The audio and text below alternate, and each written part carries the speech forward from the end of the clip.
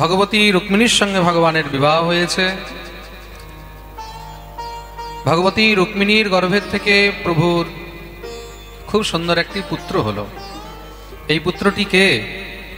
কামস্তু বাসুদেবাংশ দগ্ধঃ প্রাগরুদ্রমন্যুনা দেহোপপত্তয়ে ভূয়স্তমেব প্রত্যপদ্যত।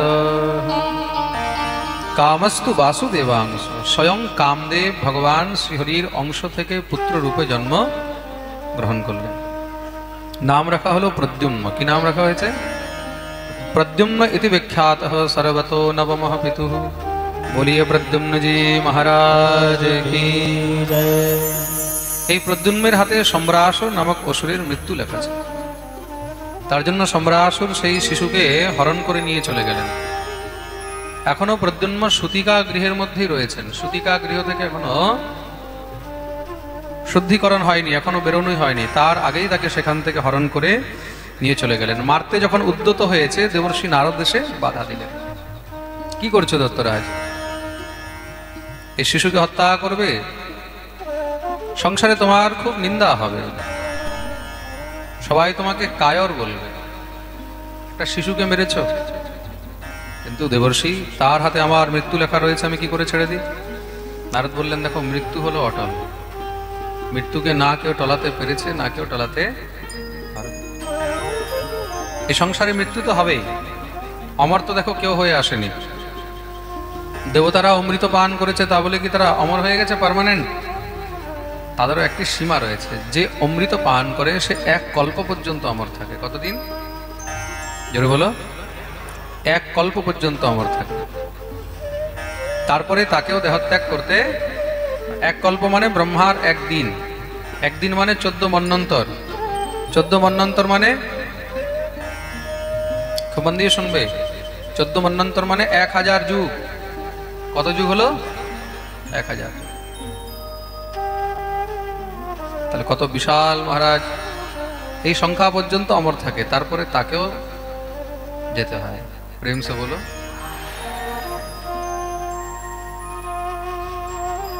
তো এই প্রকার দেবর্ষি নারদ বুঝালেন, একটি কাজ করো, এই শিশুকে সমুদ্রে ফেলে দাও। সমুদ্রম পতিতম, সমুদ্রের মধ্যে ফেলে দাও। তাতে কি হবে? ডুবে মরে যাবে, নইলে কোনো সমুদ্রী জীব তাকে খেয়ে ফেলবে।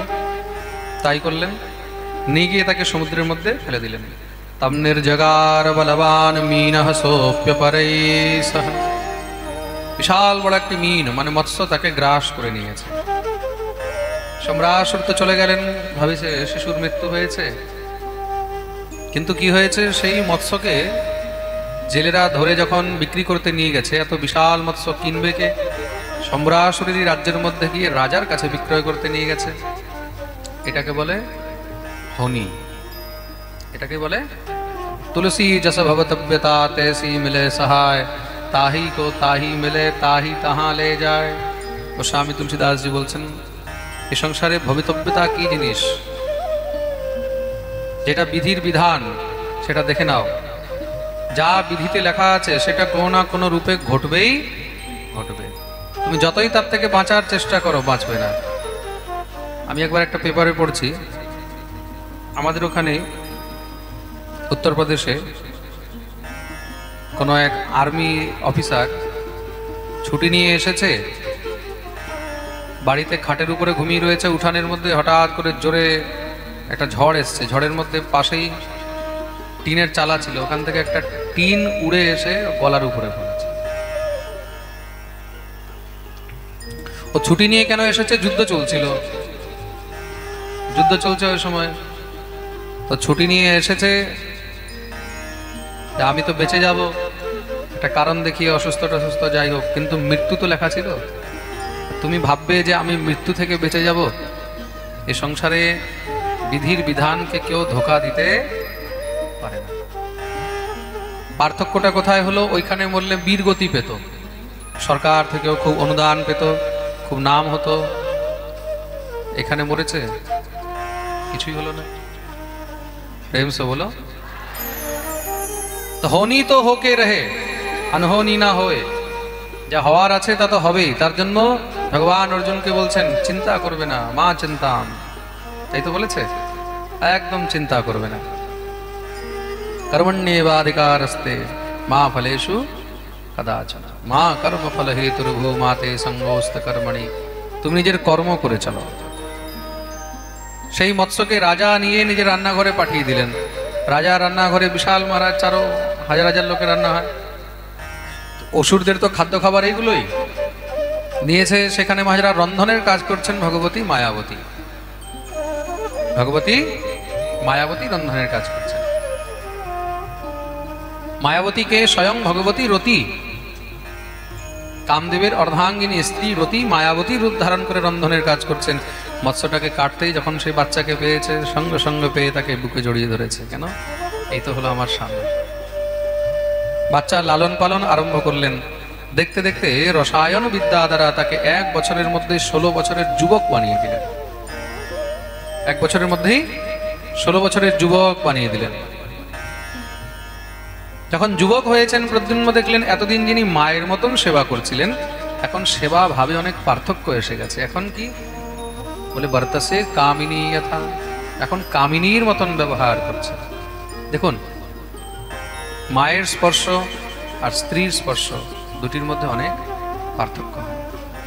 স্পর্শ তো ছাড়ো, মানুষের ভাব, কোন ভাবে কে কাকে স্পর্শ করছে, এই স্পর্শেও তার ভাবকে জানা যায়। প্রেম সে বলো।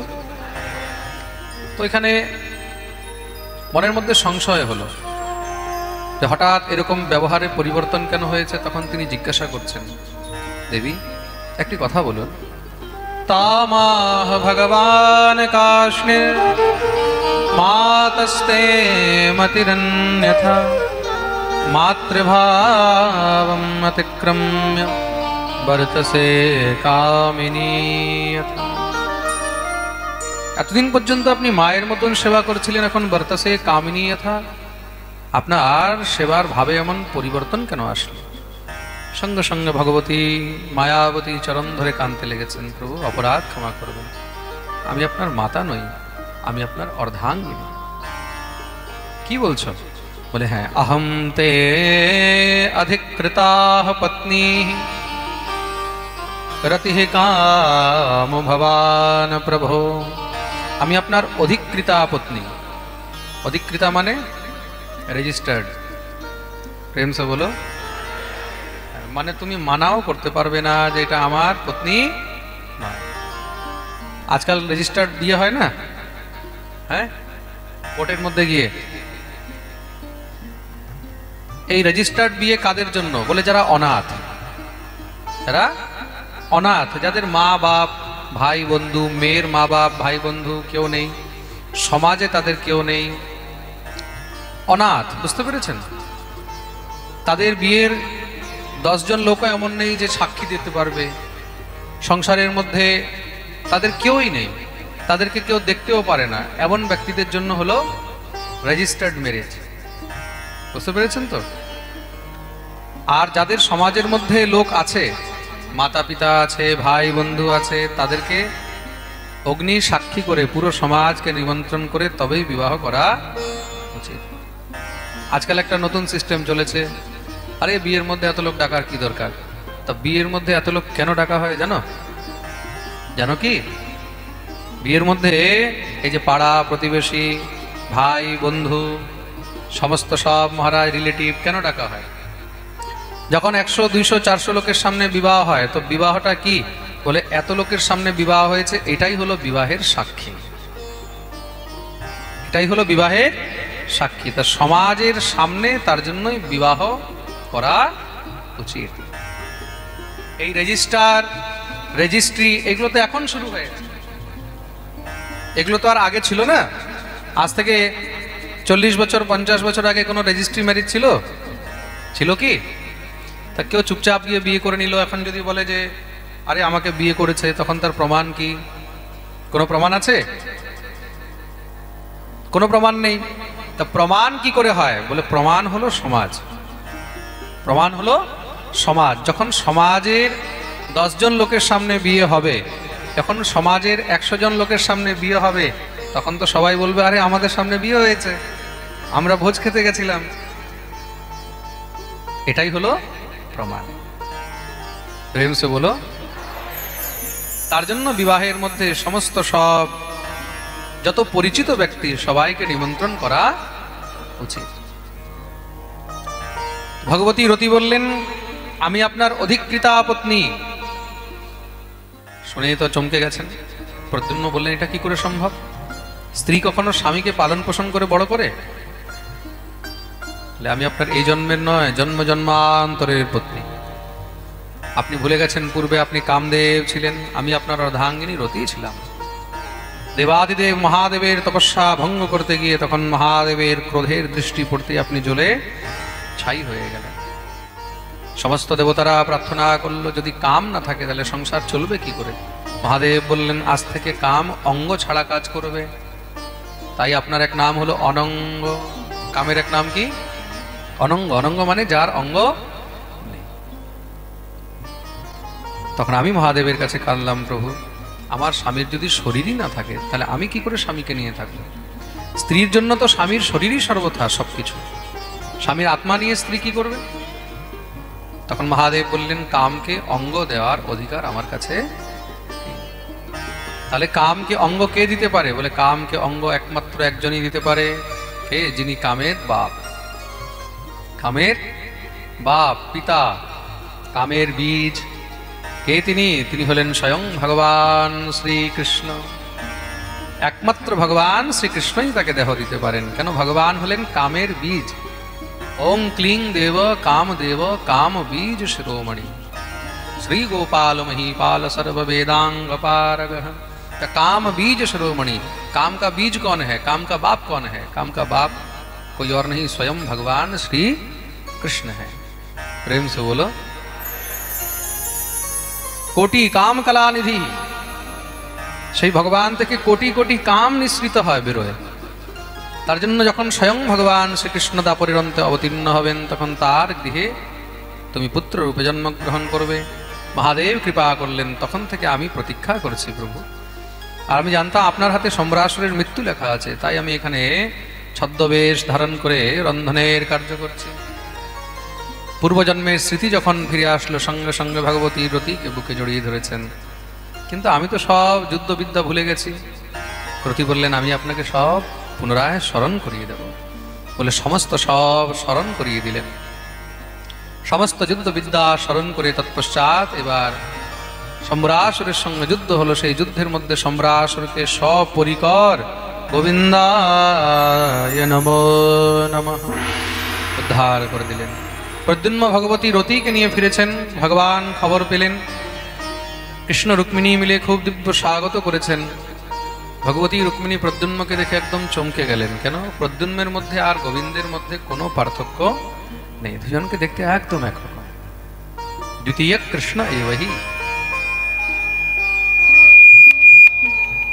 প্রদ্যুম্ন আর গোবিন্দ দেখতে একদম একরকম।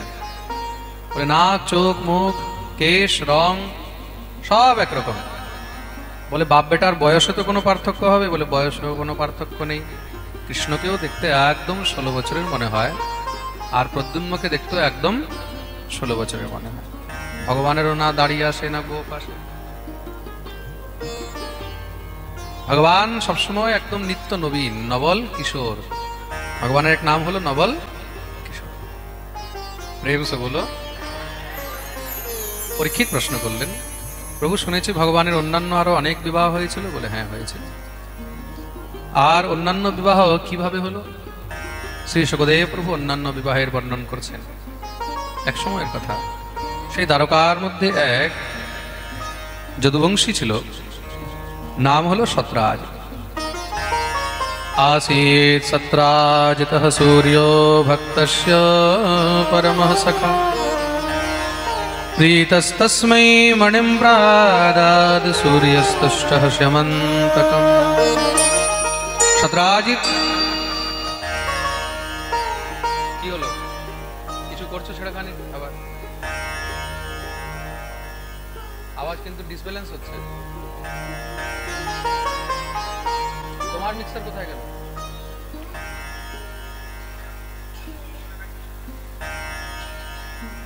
তোমার মিক্সার কেন লাগাও না আমি বুঝতে পারি না, কিসের জন্য এনেছো তোমার মিক্সার?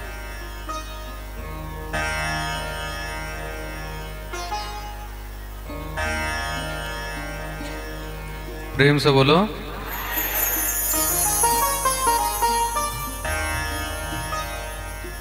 সত্রাজিৎ ভগবান শ্রী সূর্যদেবের পরম ভক্ত ছিলেন। মঞ্চে কোনো আওয়াজ পাচ্ছি না আমি।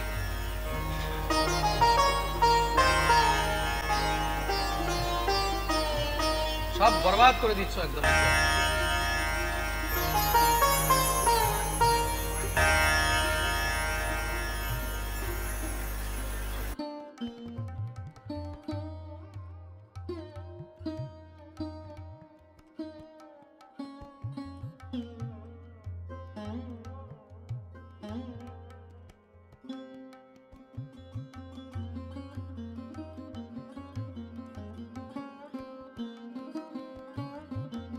সূর্যদেব সত্রাজিতের উপরে প্রসন্ন হয়ে তাকে একটি মণি দিয়েছেন।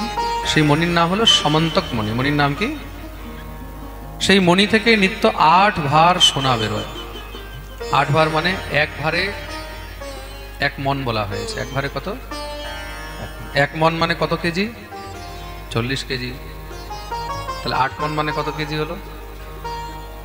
300। তাহলে যার ঘরে রোজ 320 কেজি সোনা বেরোচ্ছে, তাকে আর কিছু করার দরকার আছে সংসারে? হ্যাঁ, তার কাছে তো টাটা, বিড়লা, আম্বানি সব ফেল। প্রেম সে বলো। দিন রাত তার চারদিকে যশ ছড়িয়ে যাচ্ছে। ভগবান সত্রাজিৎকে ডাকালেন। হঠাৎ করে রাজ্যের মধ্যে কেউ যদি অর্থবান হয়ে যায়, সম্পত্তিবান হয়ে যায়, তখন রাজার কর্তব্য তার একটু ছানবিন করতে হয়। কেন বলে হঠাৎ করে এত অর্থ, এত সম্পত্তি আসলো কোথা থেকে? যদি 1 নম্বরের হয় তাহলে ট্যাক্স কোথায়? 1 নম্বরে হলে ট্যাক্স কোথায়? আর যদি 2 নম্বরের হয় তাহলে বলে ডালো জেল মে। প্রেম সে বলো। ভগবান সত্রাজিৎকে ডাকিয়েছেন। সত্রাজিৎ এত চতুর, ওই সমন্তক মণিটাকে গলার মধ্যেই ধারণ করে চলে এসেছে। দূর থেকে যখন দ্বারকাধীশ দেখছেন সত্রাজিৎকে আসতে, তখন দেখেই মনে হচ্ছে যে কোনো মহা তেজিয়ান ব্যক্তি কেউ আসছে। মণির এতটা প্রভাব। ভগবানের কাছে এসে ভগবানকে প্রণাম করলেন। ভগবান আসন দিয়ে বসিয়েছেন। ওহো সত্রাজিৎ বসো। প্রভু কি আদেশ? বলে আজকাল তোমার চারদিকে খুব চর্চা শুনছি। বলে প্রভু সব সূর্যদেবের কৃপা। সূর্যদেব আমাকে কৃপা করে এই মণিটা দিয়েছেন, যার নাম হলো সমন্তক মণি। এই মণির বিশেষতা কি? এই মণি থেকে নিত্য 8 ভার সোনা বেরোয়, যার কারণেই আমি এত সম্পত্তি এবং অর্থের মালিক হতে পারলাম। ভগবান বিচার করলেন, ভাই এ তো পার্সোনাল প্রপার্টি। পার্সোনাল প্রপার্টির উপরে তো কিছু করা সম্ভব নয়। ভগবান বললেন, দেখো এতদিনে তো তুমি খুব অর্থ সঞ্চয় করেছো, একটা কাজ করো, এই মণিটাকে তুমি রাজকোষে দান করে দাও। মণিটাকে রাজকোষে দান করে দাও। দান করে দিলে কি হবে? রাজকোষে ভান্ডার একদম ভরা থাকবে। আর ভান্ডার ভরা থাকলে প্রজার সেবায় কাজে লাগবে। রাজার কাছে যদি অর্থ থাকে, টাকা থাকে, রাজা কি করবে? রাজা কিছু না কিছু আপনার জন্য নতুন নতুন প্রকল্প বের করবে। টাকা আছে মানে রাজা কিছু না কিছু প্রকল্প বের করবে, তা প্রজার লাভ হবে, তাই তো? কখনো ভাগ্যশ্রী, কখনো যুবশ্রী, কখনো আর কি কি শ্রী আছে ভগবান জানে। রূপশ্রী, হ্যাঁ, এটা কি বলে? ভগবান জানে কি কি আছে। এখন কিছু না কিছু তো প্রকল্প বের করছে, তো সবার লাভ হচ্ছে কিনা? কেউ 500 টাকা পাচ্ছে, কেউ 5000 পাচ্ছে, কেউ 25,000 পাচ্ছে। আহা, মজাই মজা। প্রেম সে বলো। টাকা থাকলে রাজাও কিছু না কিছু প্রকল্প বের করতে থাকে। আমি তো বলি এরকম প্রকল্প যেন খুব বেরোয়। আর তার সঙ্গে যদি আরেকটা প্রকল্প বেরোয় তাহলে সব থেকে ভালো হয়। এটার নাম হলো চাকরিশ্রী। এই সবাইকে ভিখারি না বানিয়ে সবাইকে চাকরি দাও। চাকরিশ্রী হলে সব থেকে ভালো, তাই তো? তালি বাজালে ভালো করে বাজাও। বাংলায় ছেলে মেয়েদের কাছে কাজ নেই, চাকরি নেই। বাংলার ছেলে কোথায় কাজ করছে? ব্যাঙ্গালোর। কোথায় কাজ করছে? আহমেদাবাদ। কোথায় কাজ করছে? ইউপি। কোথায় কাজ করছে, কেন করবে? বাংলার মধ্যে কোনো জিনিসের কমি নেই, সম্পত্তির ভান্ডার বাংলার মধ্যে। বাংলা সম্পন্ন, বলেছে না আমার সোনার বাংলা, কোনো জিনিসের কমি নেই। তো বর্তমান সরকার কাজ ভালো করছে, সবাইকে অর্থ প্রদান করছে, কিন্তু তার সঙ্গে চাকরি হলে আরো বেশি ভালো। এরকম প্রকল্প হওয়া উচিত। তা প্রকল্প কখন হয়? প্রকল্প তখনই হয় যখন রাজার কাছে অর্থ থাকে, যখন রাজার কাছে অর্থ থাকে। ভগবান বললেন যে এই মণিটাকে রাজকোষে দিয়ে দাও, তাহলে রাজকোষে ভান্ডার ভরা থাকবে। সত্রাজিৎ বলল, প্রভু তপস্যা আমি করেছি, মণি আমি পেয়েছি, আর মজা সবাই নেবে? না না না, এই সম্ভব না। ভগবান বললেন, দেখো একা খাওয়ার থেকে 10 জনকে দিয়ে খেলে আরো বেশি আনন্দ হয়। তোমার যদি 4টা রুটির খিদে রয়েছে, ভগবান তোমাকে 40টা রুটির ব্যবস্থা দিয়েছে, তার মানে বাকিগুলো সমাজের সেবার জন্য দিয়েছে, সমাজের সেবার জন্য দিয়েছে। সমাজের সেবা করো। সত্রাজিৎ বললেন, প্রভু সেটা আমি দেখবো, এখন আমি দিতে পারবো না। ভগবান বললেন, ঠিক আছে, সাবধানে থেকো, সময় খুব খারাপ, মনি সামলিয়ে দেখো, তোমার মনির উপরে অনেকের নজর আছে। সত্রাজিৎ বললেন, প্রভু চিন্তা করেন না, চলে গেলেন। একদিন সত্রাজিতের ছোট ভাই প্রসেনজিৎ সেই মণি গলায় ধারণ করে শিকার খেলতে গেছে, ফিরে আসেনি। সত্রাজিতের কান্নাকাটি আরম্ভ হয়ে গেছে, সকাল থেকে সন্ধ্যা হয়ে গেল, আসছে না। স্ত্রী জিজ্ঞাসা করলো, কি হয়েছে, কিসের জন্য কাঁদছো? বলে, কাঁদবো না, ছোট ভাই এখনো ফিরে আসেনি। স্ত্রী বলছে, ফিরে আসলে তো চলে আসবে, চিন্তা কিসের? বলে, চিন্তা হবে না, সঙ্গে মণি নিয়ে গেছে। যখনই শুনেছে মণি নিয়ে গেছে, শুনেই বেহুশ হয়ে গেছে। আচ্ছা, দেওর আসছে না তার জন্য বেহুশ হয়নি, বেহুশ কিসের জন্য হয়েছে? মণি নিয়ে গেছে। মণি মানে মানি, অর্থ এমন জিনিস, এই অর্থের সামনে সব সম্বন্ধ ছোট হয়ে যায়। প্রেম সে বলো, বলে না, না বাপ বড়া না ভैया, সবসে বড়া রুপইয়া। টাকা বহুত খতরনাক জিনিস। যেমন তেমন করে হোসে নিয়ে এসেছে, বউ তো কান্নাকাটি আরম্ভ করেছে, এখন কি হবে? বলে, দেখো তোমাকে একটি কথা বলবো, আমার কাছে দ্বারকাধীশ না এই মণিটা চেয়েছিল, কিন্তু আমি দিইনি। মনে হয় দ্বারকাধীশ বোধহয় প্রসেনজিৎকে হত্যা করে মণিটা হরণ করে নিয়েছে।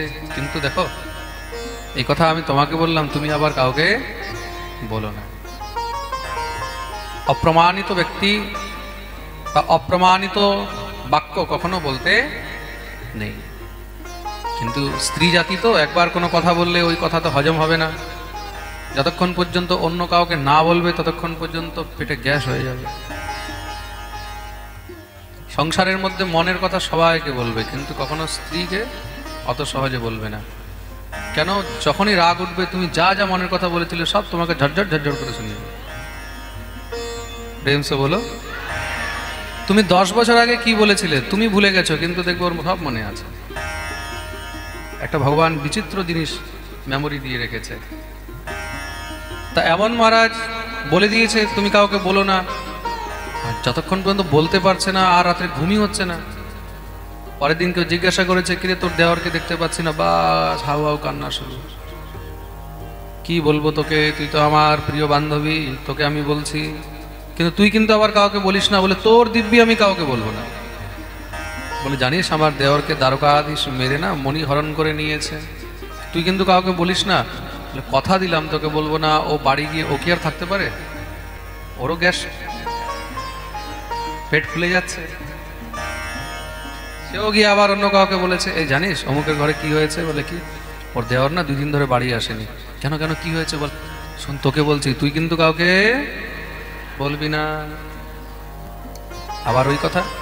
আচ্ছা, আবার যে যাকে বলে সঙ্গে এটাও বলে দেয়, তুই কিন্তু কাউকে, এই বলবি না করতে করতে পুরো দ্বারকায় ছড়িয়ে গেছে। ভগবান দ্বারকাধীশের কাছে খবর এসেছে, দ্বারকাধীশ বিশ্রাম করছেন। মা ভগবতী রুক্মিণী প্রভুর চরণ সেবা করতে করতে বলছেন, প্রভু একটি কথা বলবো, চারদিকে না আপনার খুব দুষ্কীর্তি হচ্ছে, চারদিকে খুব দুর্নাম হচ্ছে, খুব বদনামি হচ্ছে। দেখুন, ভগবান স্বয়ং অবতার নিয়েছেন, এই সংসারের মানুষ তো ভগবানকেও বদনাম করতে ছাড়েনি। সবাই বলছে দ্বারকাধীশ লোভী, দ্বারকাধীশ এই, দ্বারকাধীশ ওই, দ্বারকাধীশ হত্যা করেছে, হত্যা করে মণি নিয়ে নিয়েছে, এই সেই। ভগবান সঙ্গে সঙ্গে উঠে বসে গেলেন। কি বলছো তুমি দেবী? বলে প্রভু কি করা যায়? ভগবান বললেন দেবী তুমি তো জানো আমি যদি চাই তাহলে এরকম হাজার হাজার মণি এখনই সৃষ্টি করে দিতে পারি। বলে প্রভু সে তো আপনি বুঝবেন বা আমি বুঝবো, অন্য সবাই তো আর বুঝবে না। ভগবান বললেন এখন এ তো ভালো কলঙ্ক লাগলো মাথায়, কলঙ্ক লেগেছে মানে কলঙ্ক মিটাতেও হবে। ভগবান যদুবংশীদেরকে নিয়ে বেরিয়েছেন খুঁজতে, জঙ্গলের মধ্যে খুঁজতে খুঁজতে হঠাৎ করে সেখানে প্রসেনজিতের মৃতদেহ পেলেন, কিন্তু মণি সেখানে কোথাও নেই। কেন? মণি থাকলে সোনাও থাকবে, মণি থেকে তো নিত্য সোনা বেরোচ্ছে। যে মেরেছে সে মণি নিয়ে গেছে। মেরেছে কি একটি সিংহের পায়ের চিহ্ন দেখলেন, সিংহের পদচিহ্ন দেখতে দেখতে এগিয়ে গেছেন, এগিয়ে গিয়ে দেখছেন সিংহ মরে পড়ে রয়েছে, মণি সেখানেও নেই। সেখানে একটা ভাল্লুকের পদচিহ্ন দেখলেন, তার মানে কোনো বলবান ভাল্লুক একে মেরে নিয়ে গেছে। দেখতে দেখতে এক বিশাল গুফার সামনে গিয়ে উপস্থিত। সেখানে গিয়ে ভগবান সব যদুবংশীদেরকে বললেন তোমরা দাঁড়াও, যদি 10-12 দিন পর্যন্ত আমি না আসি তাহলে তোমরা ফিরে চলে যাও। ভগবান গুফার মধ্যে প্রবিষ্ট হলেন। গুফার মধ্যে প্রবিষ্ট হয়ে ভগবান কি দেখছেন? তত্র দৃष्ट्वा মণিশ্রেষ্ঠম বালক্রীডনকম কৃতম হরিতুম কৃতমতিস্তস্মিन् অবতস্তের্ভকান্তিকে। ছোট ছোট বাচ্চারা, ভাল্লুকের বাচ্চারা সেই মণিটাকে নিয়ে খেলছে। খুব সুন্দরী এক কন্যা। ভগবান দ্বারকাধীশকে দেখে জোরে চিৎকার করে উঠেছে, বাবা বাঁচাও। সঙ্গে সঙ্গে এক বলবান ভাল্লুক সামনে চলে এসেছে। এই ভাল্লুককে সাধারণ নয়, স্বয়ং জাম্ববান, ভগবান শ্রী রামচন্দ্রের পার্শ্বদ। বলিয়ে জামবন্তজি মহারাজ কি। জাম্ববান ভগবানকে দেখে গর্জনা করতে লাগলেন, এত দুঃসাহস আমার গুফার মধ্যে এসেছো? এই গুফার মধ্যেই দেখছো এই হাড়ের এত বড় পাহাড়? ভগবান বলছেন হ্যাঁ দেখতে পাচ্ছি। যে যে গুফার মধ্যে এসেছে তাদেরকে এখানে আমি মেরে শেষ করে দিয়েছি, কেউ বাইরে এখান থেকে বেরোতে পারে। তুমি যদি বাঁচতে চাও তাহলে বেরিয়ে যাও। ভগবান বললেন দেখো ভাই, না আমি এখানে বাঁচতে এসেছি না মরতে এসেছি। তাহলে বলে আমি শুধু এই মণিটা নিতে এসেছি, এই মণির জন্য আমার মাথায় অনেক বড় কলঙ্ক লেগে রয়েছে, কৃপা করে এই মণিটা আমাকে তুমি দিয়ে দাও, আমি তোমার ঋণী থাকবো। জাম্ববান বললেন এইভাবে মণি পাওয়া যাবে না। তাহলে বলে দ্বন্দ্বযুদ্ধম সুতমূলম উভয়োর বিজিগীষত, তার জন্য আমার সঙ্গে দ্বন্দ্বযুদ্ধ করতে হবে।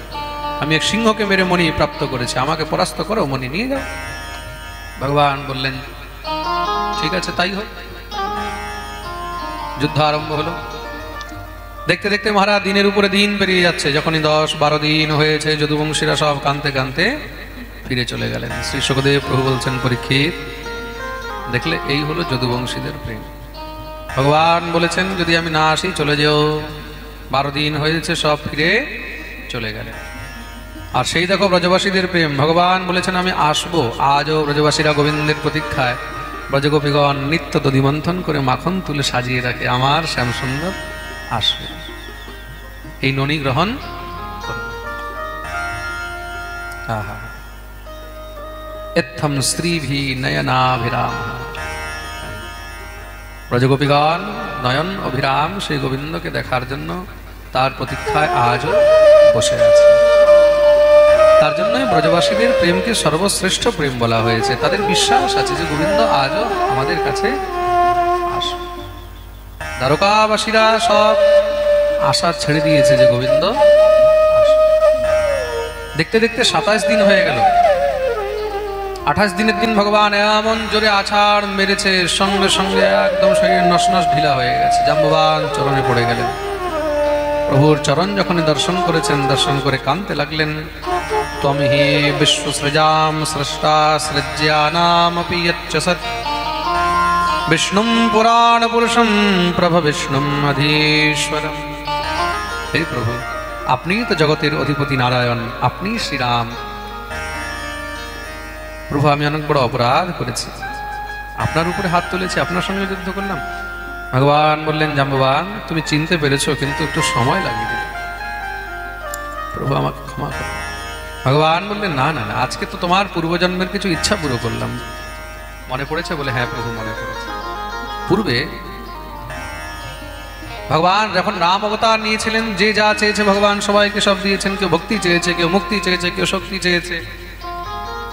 কেউ রাজ্য চেয়েছে, কেউ সুখ চেয়েছে, কেউ সম্পত্তি চেয়েছে, কেউ বৈভব চেয়েছে, কেউ যশ চেয়েছে। ভগবান জাম্ববানকে বললেন তোমাকে কি চাই? জাম্ববান বললেন প্রভু এত বড় যুদ্ধ হলো, কিন্তু যুদ্ধে আমার মন ভরল না। এই যুদ্ধে জাম্ববান যাকে ঘুষি মেরেছে মরে গেছে, যাকে লাত মেরেছে মরে গেছে। জাম্ববান তো মহাবলবান। ভগবানকে বললেন প্রভু ঠিক মতন যুদ্ধ করতে পারলাম না। ভগবান বললেন তাহলে কি চাও? বলে একটা রাবণ ছিল, তাকে আপনি মেরে দিলেন, তাহলে চাও কি? বলে প্রভু একটু ভালো করে যুদ্ধ করতে চাই। ভগবান বললেন ঠিক আছে, কার সঙ্গে করবে? বলে কার সঙ্গে আর করবো, সব তো বাচ্চা আমার সামনে, সুগ্রীব, লক্ষণ, হনুমান, বিভীষণ, কেউ তো আর এখন আমার সমযোদ্ধা নেই। ভগবান বললেন আচ্ছা ঠিক আছে, তাহলে আর কোনো উপায়, অন্য কিছু? বলে প্রভু একটি উপায় আছে। বলে একবার যদি আপনার সঙ্গে একটু দিদি হাত করতে পারতাম। ভগবান মাথায় হাত দিয়ে বসে গেছে। হায় রে কপাল, কেমন কেমন ভক্ত পাই দেখেছে। এমন ভক্ত দেখেছে যে ভগবানকে বলছে তোমার সঙ্গে আমি একটু যুদ্ধ করতে চাই।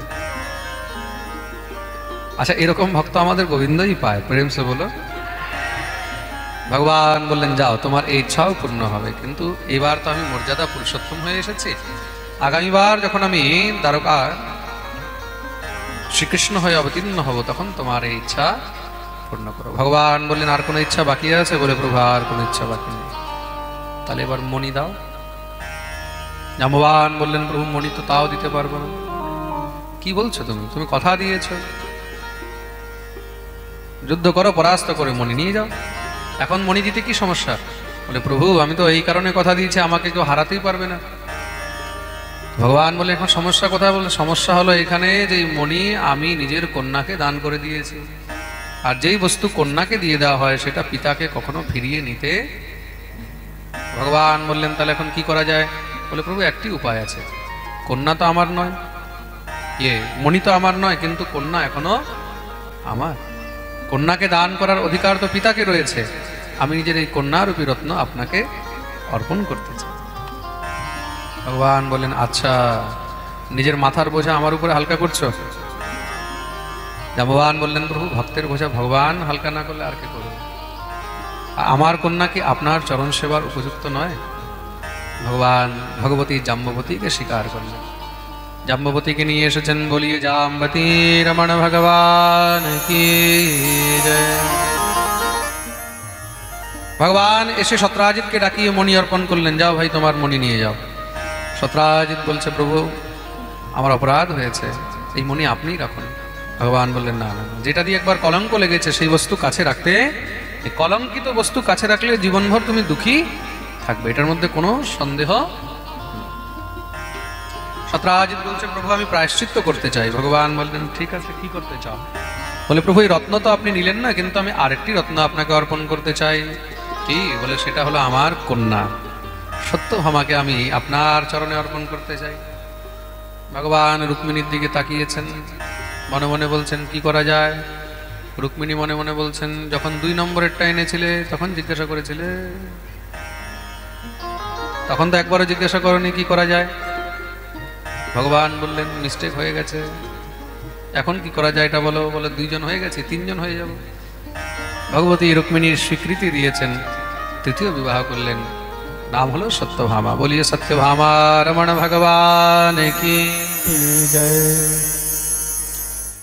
চতুর্থ বিবাহ হয়েছে কালিন্দীর সঙ্গে। কালিন্দী হলেন স্বয়ং ভগবতী যমুনা মহারানী, কালিন্দীকে যমুনা। পঞ্চম বিবাহ হলো মিত্রবৃন্দা, ষষ্ঠম হলেন নাগ্নজিতি। কৌশল দেশের রাজা নগ্নজিতের কন্যা নাগ্নজিতিকে ভগবান বিবাহ করেছেন।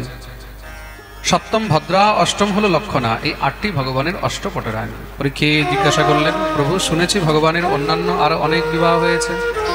বলে হ্যাঁ, কত? 16,108। বাকি বিবাহ কি করে হলো? বাকি সব একসঙ্গে হয়েছে। এক অসুর ছিল, নাম হলো নরকাসুর। সেই নরকাসুর ছোট ছোট রাজাদের যত কন্যা, রাজকন্যাদেরকে বন্দী বানিয়ে নিজের কাছে রেখে দিয়েছে। সংকল্প করেছে 1 লক্ষ রাজকুমারীদেরকে নিয়ে বিবাহ করবে। আর শুধু তাই নয়, তার অত্যাচার এত বেড়ে গেছে, দেবলোকে গিয়ে সেখান থেকে দেবতাদের সমস্ত সব সম্পত্তি হরণ করে নিয়ে চলে আসে। দেবতাগণ এসে ভগবানের কাছে প্রার্থনা করলেন প্রভু রক্ষা করো। ভগবান বললেন তোমরা যাও, আমি দেখছি। ভগবান গরুড়কে ডেকেছেন, গরুড়ের উপরে বসে উদ্যত হলেন। ভগবতী সত্যভামা বলছেন প্রভু আমিও সঙ্গে যাব।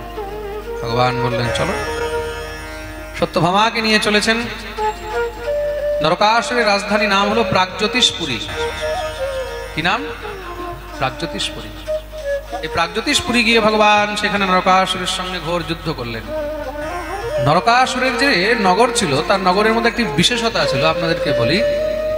তার নগরের মধ্যে এরকম একটা সিস্টেম করা ছিল, সেখানে যদি কেউ কোনো প্রকারে যুদ্ধ করতে আসে, কোনো প্রকারে অস্ত্র প্রয়োগ করে, ওই অস্ত্র তার নগরের ভিতরে ঢুকতো না, আকাশের মধ্যেই ওই অস্ত্র নষ্ট হয়ে যেত। যেটাকে আজকের ডেটে আমরা সায়েন্স টেকনোলজির মধ্যে ডোম বলি, ডিফেন্সিভ ডোম। যারা এখানে কেউ সায়েন্সের স্টুডেন্ট বসে রয়েছে তারা ভালো করে জানবে কি বলে ওটাকে, ডিফেন্সিভ ডোম বলে।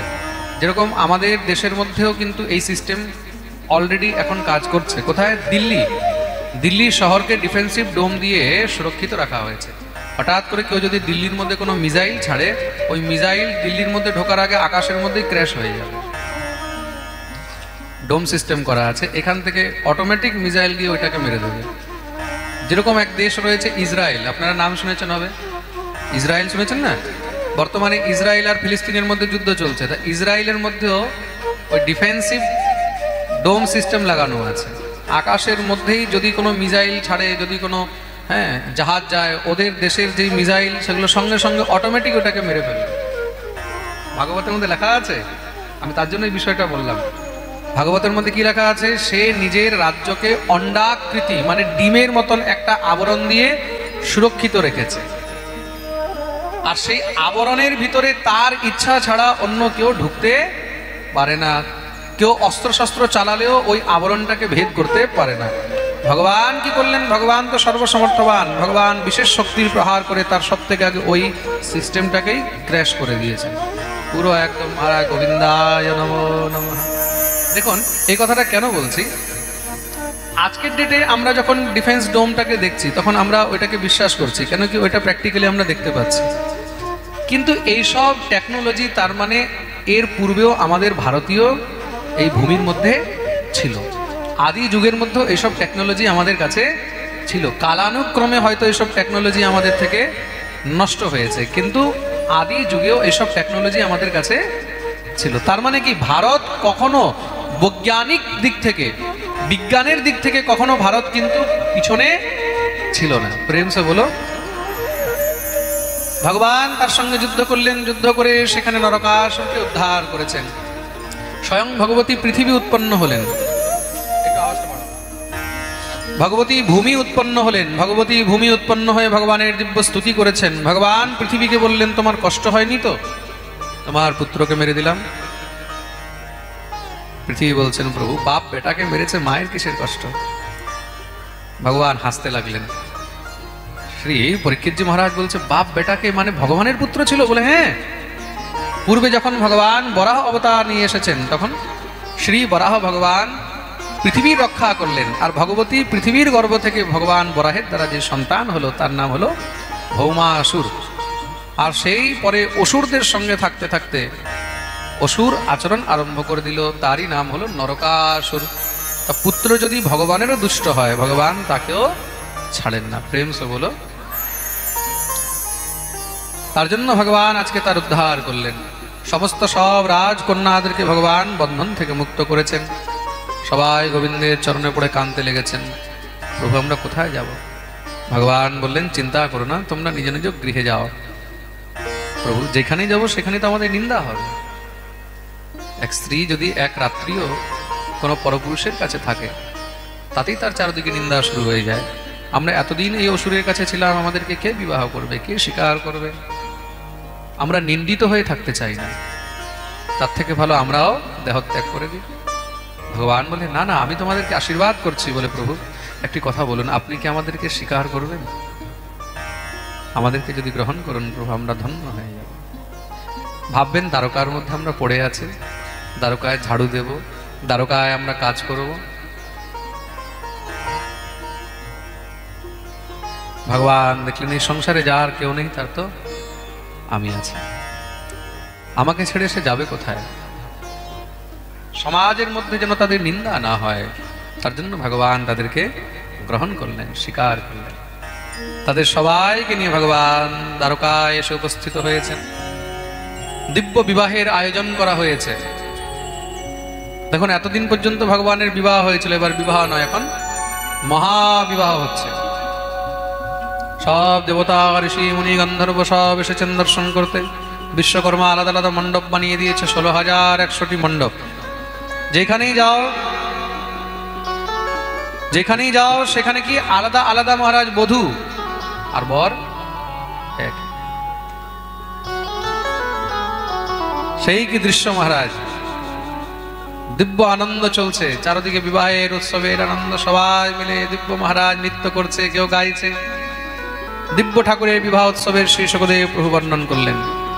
বলিয়ে দ্বারকাধীশ কি জয়। ঠাকুরের বিবাহের সবাই আনন্দ করছে, মহাবিবাহের আমরা কি করে বাকি থাকি? হ্যাঁ,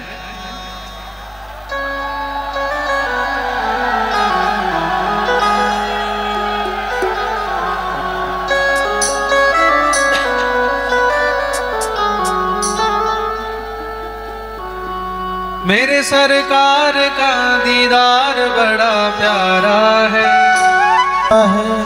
मेरे सरकार का दीदार बड़ा प्यारा है, प्यारा है। कृष्ण मेरा प्यारा गोविंद बड़ा प्यारा है, कृष्ण मेरा प्यारा गोविंद बड़ा प्यारा है, कृष्ण मेरा प्यारा गोविंद बड़ा प्यारा है, कृष्ण मेरा प्यारा गोविंद बड़ा प्यारा है।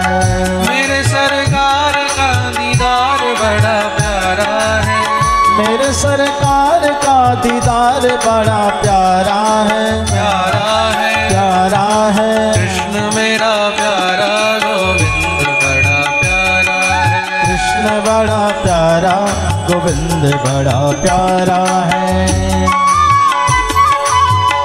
তোর হাত উপরে করে তালি সেবা করে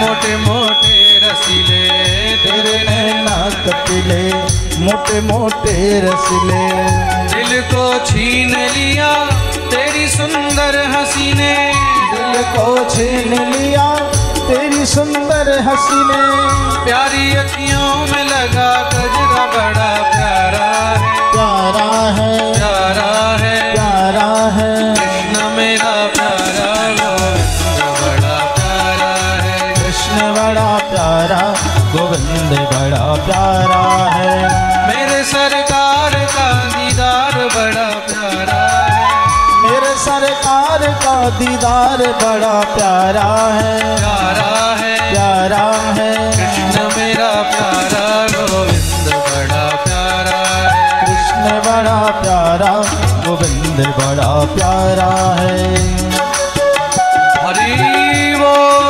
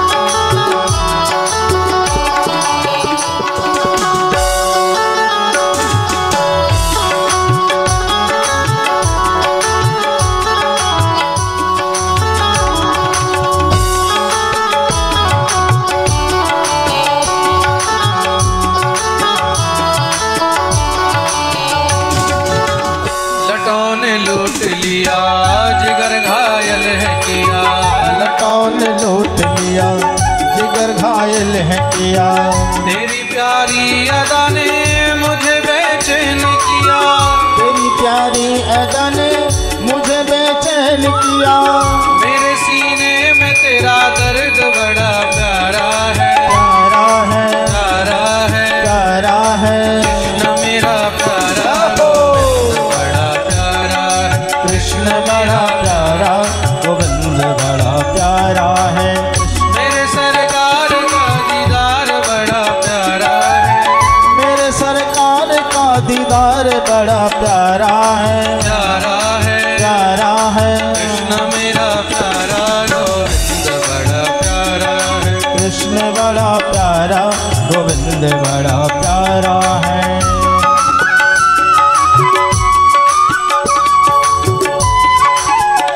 हरि बोल।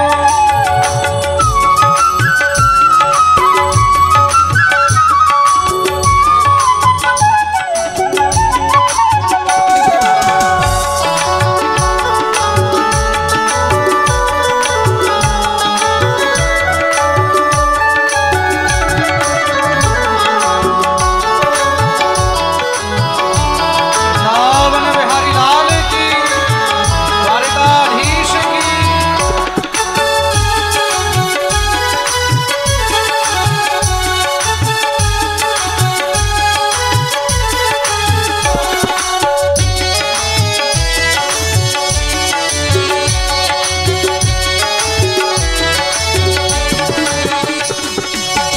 ओ मेरे श्याम पिया तेरे बिन तड़पे जिया, ओ मेरे श्याम प्रिया, तेरे बिन तड़प जिया।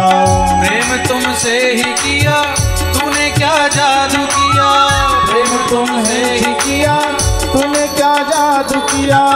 तेरी यादों में फिर के अंग अंग जरा है, जरा है, जरा है, जरा है। कृष्ण मेरा प्यारा गोविंद बड़ा प्यारा है, कृष्ण बड़ा प्यारा, गोविंद बड़ा प्यारा है। कृष्ण बड़ा प्यारा गोविंद बड़ा प्यारा है, हरे कृष्ण बड़ा प्यारा, गोविंद बड़ा प्यारा है। कृष्ण बड़ा प्यारा गोविंद जय हो।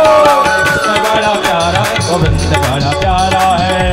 कृष्ण बड़ा प्यारा गोविंद बड़ा प्यारा है, कृष्ण बड़ा प्यारा, गोविंद बड़ा प्यारा है। मेरे सरकार का दीदार बड़ा प्यारा है, मेरे सरकार का दीदार बड़ा प्यारा है, प्यारा है, प्यारा है। कृष्ण बड़ा प्यारा गोविंद बड़ा प्यारा है, कृष्ण बड़ा प्यारा, गोविंद बड़ा प्यारा है। कृष्ण बड़ा प्यारा गोविंद बड़ा प्यारा है, कृष्ण बड़ा प्यारा, गोविंद बड़ा प्यारा है। गोविंद बड़ा प्यारा गोविंद बड़ा प्यारा है, गोविंद बड़ा प्यारा है। कृष्ण बड़ा प्यारा है, प्यारा है, प्यारा है। बोलिए भक्तवत्सल भगवान की जय।